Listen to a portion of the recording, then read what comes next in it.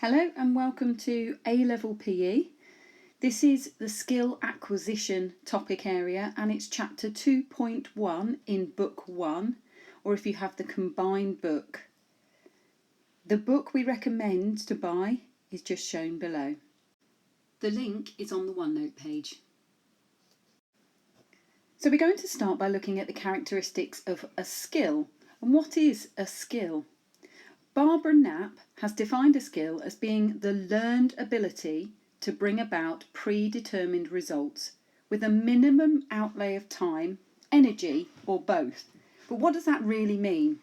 A learned ability is something that someone has taught you. So you may have been able to run fast, you may have been able to jump, but someone has taught you to run and jump and intercept in netball.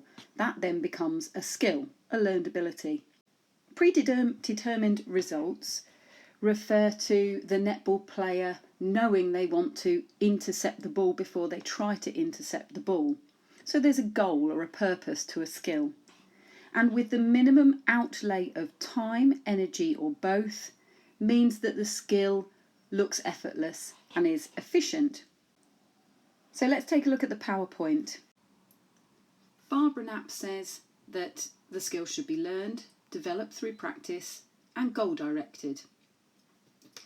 AQA have highlighted the bold words as words that they would expect to see in an exam answer. Consistent, meaning it's repetitive, will happen again and again. Accurate, meaning it's got the result that you require.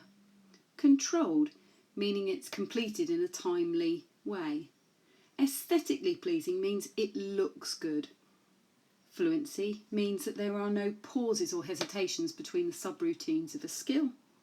And economical and efficient mean, as Barbara Knapp said, it uses very little energy. It looks effortless.